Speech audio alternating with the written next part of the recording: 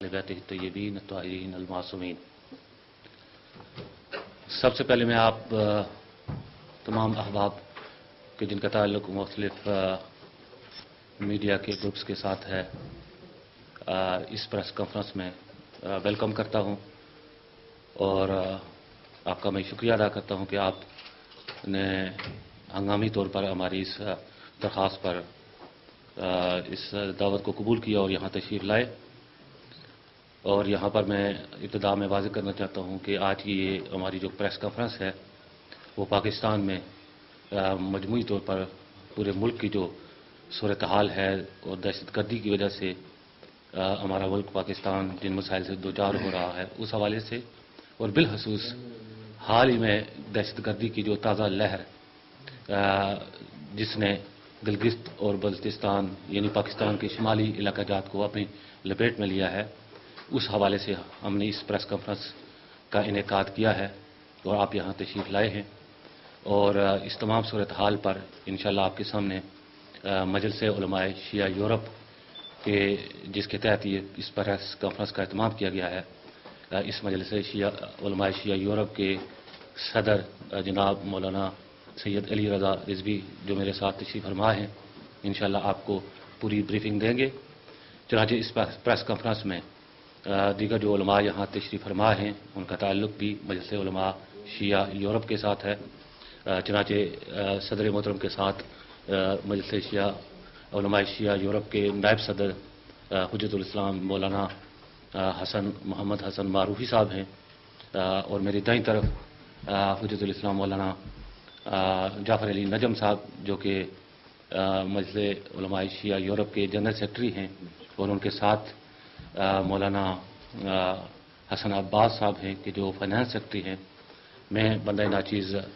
مجلس کے press secretary کے فرائض انجام دیتا ہوں، اور ہمارے اس طرف بائیں طرف آخر میں مجلس کے کوآرڈینیٹر ہیں مولانا علی عباس رضوی صاحب۔ ہم سب آپ کی خدمت میں حاضر ہیں، آپ کے سوالات کا جوابات بھی دیں گے، اور اس سے پہلے جس طرح کے طریقہ کار ہوتا ہے میں درخواست کروں گا صدر محترم سے کہ وہ پاکستان کی تازہ جو صورتحال ہے اس حوالے سے کچھ وضاحت فرمائیں۔ بسم اللہ۔ بسم اللہ الرحمن الرحیم۔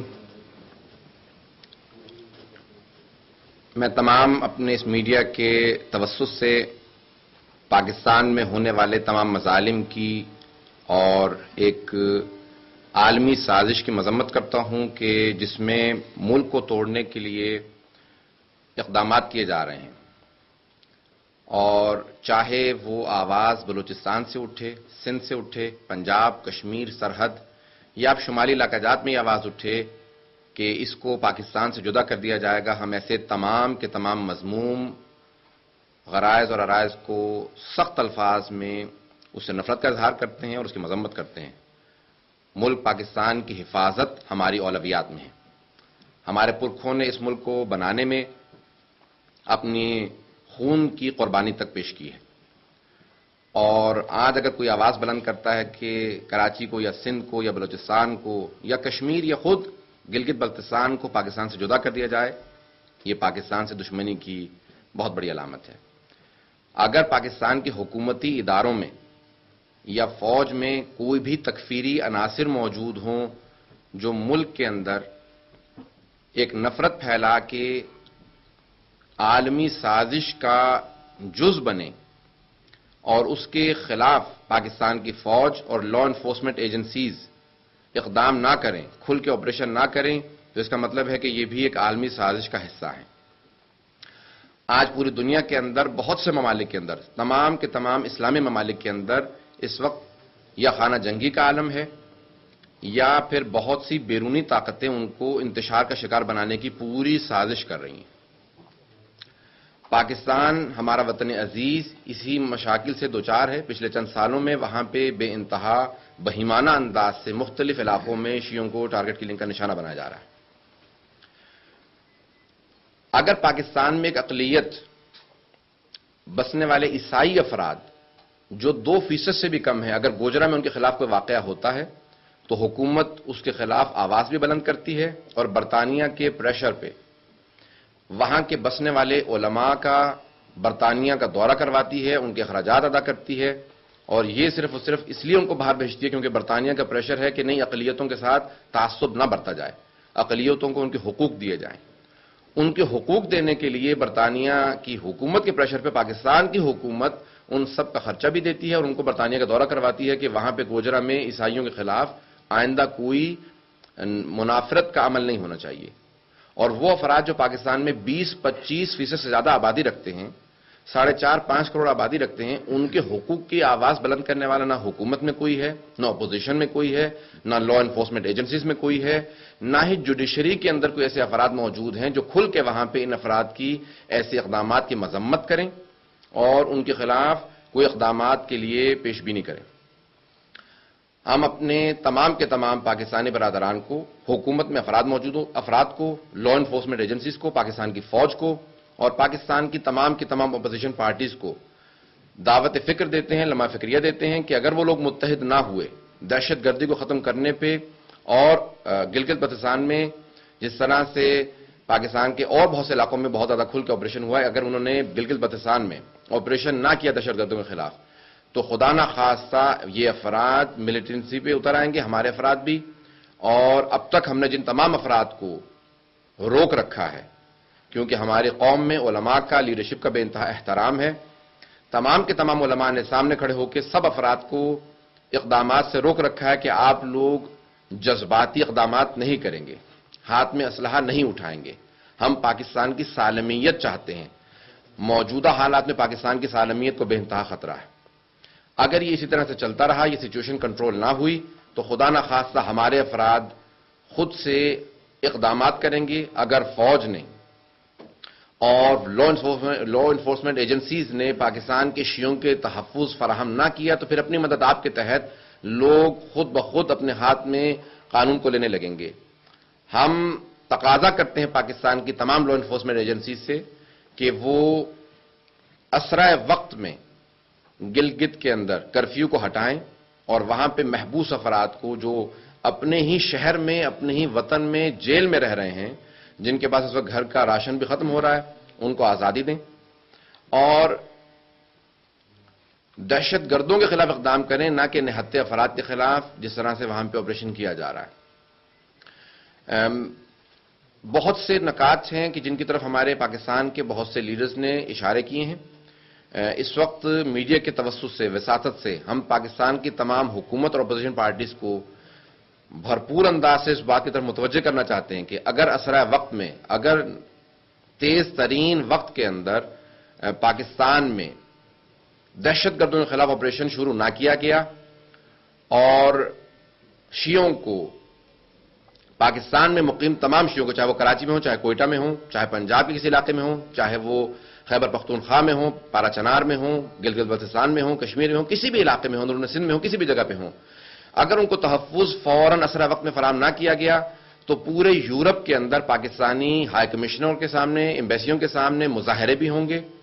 اور صرف اتنا ہی نہیں ہوگا بلکہ اسی ہفتے سے پاکستان میں ہر بڑے شہر کے اندر دھرنے دیے جائیں گے، اور اگر پھر بھی کنٹرول نہ ہوا تو پھر ہماری اپنی تمام کی تمام ملت و قوم کو، 4.5 کروڑ عوام کو روکنا ہمارے لیے بہت مشکل ہوگا، اور اگر ہم لوگ ان کو کنٹرول نہیں کر سکتے تو پھر حکومت کے لیے ناممکن ہے وہ انہیں کنٹرول کر سکے۔ ہمارے لوگ دیندار لوگ ہیں، پاکستان کے مستقبل کو اچھا دیکھنا چاہتے ہیں، پاکستان کی سالمیت کے حامی ہیں، لیکن اگر ان کو ایک طرف کارنر کر دیا جائے اور اقلیتوں سے برا سلوک کیا جائے ان کے ساتھ تو پھر اس قوم کو زیادہ دیر تک کنٹرول نہیں کیا جا سکتا۔ یہ پاکستان میں 80 کی دہائی میں ایک فوجی عامر نے گلگت میں مقیم لوگوں کے خلاف آپریشن کیا تھا۔ سخت افسوس سے کہنا پڑتا ہے کہ جمہوری حکومت میں دوبارہ وہی اقدامات بلکہ اس سے بدتر اقدامات کیے جا رہے ہیں جو 80 کی دہائی میں ہوئے تھے، اور پھر بھی تمام کا تمام اس وقت پاکستان کا حکومتی نظام یا وہاں پہ ناکام نظر آتا ہے یا خاموش نظر آتا ہے۔ میں اپنے تمام جو یہاں پہ برادران ہیں ان کا شکریہ بھی ادا کروں گا کہ آپ کی توسط سے ہماری آواز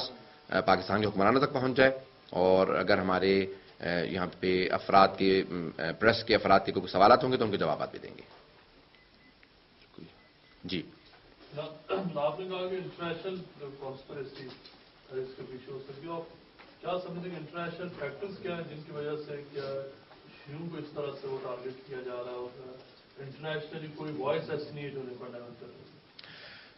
लेकिन सबसे बड़ी चीज यह है कि पाकिस्तान पूरी दुनिया का वाहिद इस्लामी मुल्क है कि जो न्यूक्लियर पावर है, और इंटरनेशनल मीडिया की बहरहाल एक बहुत बड़ी साजिश है जो कि इंटरनेशनल एजेंसीज के हाथों में खेल रही है, हमारी अफराद के हाथों में खेल रही है कि जो ये साजिश कर रही है कि पाकिस्तान को डिस्टेबलाइज किया जाए और वहां पे ये इंप्रेशन कायम किया जाए कि फिरका वारियत इतनी बढ़ चुकी है कि अगर कल यही पाकिस्तानी निज़ाम इंतहा पसंदों के हाथ में चला गया तो ये पाकिस्तान का एटम बम, पाकिस्तान की न्यूक्लियर पावर सेफ हाथों में नहीं है। और पाकिस्तान के अपने बहुत से अनासिर, नादान अनासिर, मुल्क के खैर खाह नहीं है जो अफराद, वो इसके अंदर इस्तेमाल हो रहे हैं और वो इंटरनेशनल मीडिया को और इंटरनेशनल जो इस्तेमाली साजिश है उसको पूरा मौका दे रहे हैं कि वो बाकायदा पाकिस्तान के खिलाफ कोई इक़दाम करें या पाकिस्तान के खिलाफ न्यूक्लियर पावर के खिलाफ कोई जो है बिल पास करवाएं इंटरनेशनल यूएन के थ्रू या अमेरिका के थ्रू या जिस भी और बड़ी ताकत के थ्रू। जी ये बताइए कि आप लोग जो मजलिस उलमा शिया यूरोप से हैं, क्या हुकूमत से मिलने के भी आप मुज़ाकरात करने का इरादा है या फिर पाकिस्तान ताकि जो मौजूदा हालात हैं उनके ऊपर क्या इक़दाम हुकूमत कर रही है या नहीं कर रही, इस सिलसिले में आप लोगों का क्या राय है? हमने पाकिस्तानी हाई कमिश्नर के थ्रू कोशिश की है कि हमने हमारी वेबसाइट पे मौजूद है, हमारे जो मुज़ाकरात हैं उसकी एक बुनियादी हमने एक आउटलाइन पिटिशन की शक्ल में दी है जो हम आइंदा 2 हफ्ते के बाद हम चाहते हैं कि मुज़ाकरात पे बैठेंगे उनके साथ, क्योंकि पाकिस्तान में खुद हमारे जो बहुत सी तंजीमें मजलिस वहादत मुस्लिमीन हैं और बहुत सी तंजीमें हैं जो कि इस पर इक़दाम कर रही हैं। सबसे ज़्यादा अफसोस की बात यह है कि पाकिस्तान की वजारत दाखिला के अफराद हमेशा मुज़ाकरात करने के बाद वादे भी देते हैं और फिर वादे देने के बाद किसी भी वादे पे अमल भी नहीं करते। हमेशा वो ये कह देते हैं कि आप अपना धरना उठा दें, अपना मुजाहरा बंद कर दें, हम आपसे वादा करते हैं 24 घंटे में अमल होगा, और वो 24 घंटे 24 दिन और फिर 24 हफ्ते और 24 महीने बन जाते हैं, लेकिन कुछ अब तक इक़दाम नहीं हुआ। पिछले 2-3 साल से मुसलसल पाकिस्तान की वजारत दाखिला के साथ मुज़ाकरात होते रहे हैं और यहां पे भी हमने वजारत खारजा को मुतअद्दिद मरतबा पैगामात पहुंचाए हैं। मुज़ाकरात के नतायज वादे हुए हैं लेकिन नतायज सामने नहीं आए।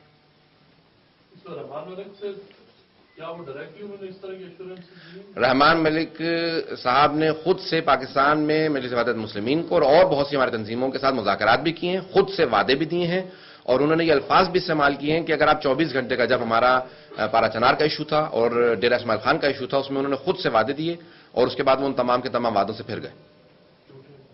लेकिन जब आपको उन्होंने इतने सारे वादे आप लोगों ने दिए तो उसके बाद भी आप लोगों ने कोई अमली इक़दाम नहीं उठाया, उसकी क्या रीजन? हमारे अमली इक़दाम हुए हैं। हमारे मुसलसल पारा चनार के विंग ने मुसलसल पाकिस्तानी पार्लियामेंट के सामने कई हफ्ते बल्कि कई महीनों से उन्होंने धरना भी दिया हुआ, यानी मुसलसल यानी वहां पे प्रोटेस्ट भी किया। पार्लियामेंटेरियंस को अपनी प्रेस रिलीज डेली इशू करते रहे, वीकली बेसिस पे भी इशू करते रहे हैं और जो एक वजारत दाखिला की तरफ से पाकिस्तान में बहुत ही मजमूम किरदार अदा किया जा रहा है, वो पाकिस्तान के अंदर मीडिया को इन चीजों को अगर वो कवर भी कर लेते हैं तो उनको रोक देते हैं किस तरीके से कि इसको कवरेज नहीं मिलनी चाहिए। इस वक्त उन्होंने सबसे जो मजमूम किरदार अदा किया गिलगित के अंदर, उन्होंने 3 दिन तक मोबाइल सर्विस को, टेलीविजन सर्विस को और टेलीफोन की सारी सर्विसेज को डिसमेंटल किए रखा, 8 और इंटरनेट को डिसमेंटल किए रखा। 2 रातें पहले 8 बजे रात को उन्होंने टेलीफोन सर्विस और मोबाइल सर्विस को खोला और सुबह 8 बजे दोबारा बंद कर दिया। उस दौरान जो हमारे पास खबरें आई हैं चलास के वाक़े में और ये खुद गिलगित का जो मौजूदा वाक़या है कि वहां 200 अफराद को रोका गया, उतारा गया, जिनमें से 50 अफराद की हमें अब तक जो हैं वो लाशें वापस मिली शहदा की और बाकी अफराद की अब तक हमें लाशें भी नहीं मिली हैं, जिनमें से कई अफराद को जो आई विटनेसेस ने यहां तक बताया कि हाथ और पांव बांध के दरिया में फेंक दिया गया। कई अफराद के चेहरे को मस्क करने के बाद एसिड डाल दिया गया, मारने के कत्ल करने के बाद, शहीद करने के बाद चेहरे पे एसिड डाल के मस्क कर दिया गया, पत्थर मारे गए हैं चेहरों पे जिनसे उनके चेहरे पहचाने नहीं जा रहे हैं। जो लाशें वापस मिली हैं वो पहचानने के काबिल नहीं है। अफ्रीका की और यूरोप की भी जो जेनोसाइड हुई है उसमें भी इतना गलीज तरीके से किरदार अदा नहीं किया गया जिस वजह इस वक्त पाकिस्तान के शुमाली इलाकाजात में हो रहा है और कोई पाकिस्तान के अंदर विदिन जो है वो मीडिया उसको कवरेज करने से बिल्कुल कासिर है। तो क्या इसको हम इस चीज से वाकई से रिलेट कर सकते हैं कि बलूचिस्तान में जो लाशें मिल रही हैं, जैसा कि कहा जा रहा है, ब्लेम दिया जा रहा है एजेंसीज को, क्या इसमें भी एजेंसीज इन्वॉल्व हैं? इसके अंदर एजेंसीज भी इन्वॉल्व हैं और जो एक आप कह सकते हैं तकफीरी एलिमेंट है, जे एलिमेंट है, जो भी उसका नाम आप लोग देते हैं, मुझे नहीं मालूम, पाकिस्तान के सियासतदानों ने कई नाम बना रखे हैं इस एलिमेंट के लिए और वो एलिमेंट जो है वो निहायत मजबूत हो चुका है। हमारी जो यानी سب سے اہم وہ پاکستان سے تقاضا حکومت پاکستان سے، وہ حکومت اور فوج سے، اپنی ایجنسی سے تکفیری ایلیمنٹ کی تطہیر کریں، پاک کریں اپنی حکومت کے اندر بھی اور فوج کے اندر بھی جو ایلیمنٹس ہیں ایجنسیوں کے اندر تکفیری ایلیمنٹ ہے اس کو نکالیں. اگر وہ وہاں سے پاک نہیں ہوتا، ایلیمنٹ نہیں نکلتا، تو پاکستان کو خدا نہ خواستہ آئندہ بہت بڑا خطرہ لاحق ہے. یہ جو پچھلے ہمارے عامر دوغلی پالیسی کھیلتے رہے ہیں عوام کے ساتھ، امریکہ کے ساتھ، کہ صرف وہاں سے فنڈنگ لیتے رہے کہ ہم ان کو ختم کر رہے ہیں، دوسری طرف سے ان کو ختم نہیں کرتے بلکہ ان کو پیسے فراہم کرتے رہتے ہیں اور ان سے اقدامات کرواتے رہتے ہیں. یہ نہایت منفور اور نہایت مذموم کام ہے. تو کیا آپ امریکہ کے اس موقف کی حمایت کر رہے ہیں جس کے مطابق ان کا یہ موقف ہے کہ ہماری ایجنسیز میں یا ہماری فورسز کے اندر جہادی ایلیمنٹس موجود ہیں، ان کو نکالا جائے، ختم کیا جائے؟ کیا اس کو آپ صحیح کرتے ہیں؟ ہم خود امریکہ کے اس عمل کی بھی مذمت کرتے ہیں کہ وہ انہی کا دیا ہوا تحفہ ہے پاکستان کے اندر، جو انہوں نے رشیا کی جنگ کے خلاف پاکستان کے اندر فوج کے اندر، اور 80% ابھی آؤٹ ہو چکا. یہ ایک واضح سا ایک ثبوت ہے کہ پاکستان کے اندر اور افغانستان میں جتنا بھی جہاد سے متعلق پرنٹڈ یعنی مٹیریل تقسیم کیا جاتا تھا، وہ امریکہ سے 80% سے زیادہ امریکہ سے چھپ کے آتا تھا اور یہاں تقسیم ہوتا تھا. کہ رشیا کے مقابلے میں جہاد اور جہادی تنظیموں کو پروان چڑھایا، چاہے وہ بعد میں طالبان بنے ہوں یا اور بنے ہوں، اس سب کے اندر امریکہ کا بے انتہا مذموم کردار رہا ہے. اور بہت سے ہمارے مسلمان ممالک ہیں جنہوں نے، 2 ایسے ممالک بہرحال اس وقت ذہن میں ہیں جنہوں نے اس میں مذموم کردار ادا کیا، اور ابھی بھی وہ hundreds of millions of dollars Pakistan کے اندر انویسٹ کر رہے ہیں. اور اس کے اوپر بہت سے آپ کے میڈیا کے اندر بھی بہت سے ثبوت موجود ہیں کہ جنہوں نے نہایت ہی پاکستان کے اندر ایک ایلیمنٹ کو خرید رکھا ہے، اور جو امریکہ ہی کا پٹھو ہے، ایک طرف امریکہ کے خلاف بھی بولتا ہے، دوسرے سے امریکہ کے لیے کام بھی کرتا ہے.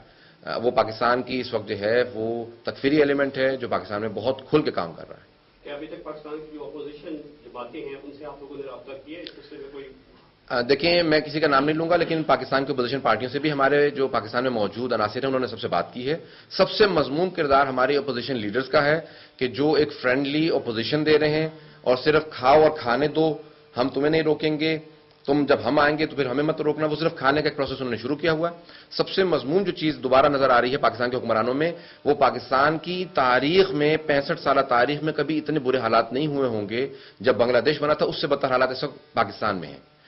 اس کے باوجود بھی وہ اپنے الیکشنوں کی باتیں کر رہے ہیں کہ اگلی پنجاب کی حکومت بھی ہم بنائیں گے، ہم یہ سب کچھ کریں گے، ہم ایسے ہم ویسے، اور کوئی یہ بات ان چیزوں کو جو ریئل ایشوز ہیں ان کو کوئی ایڈریس ہی نہیں کر رہا.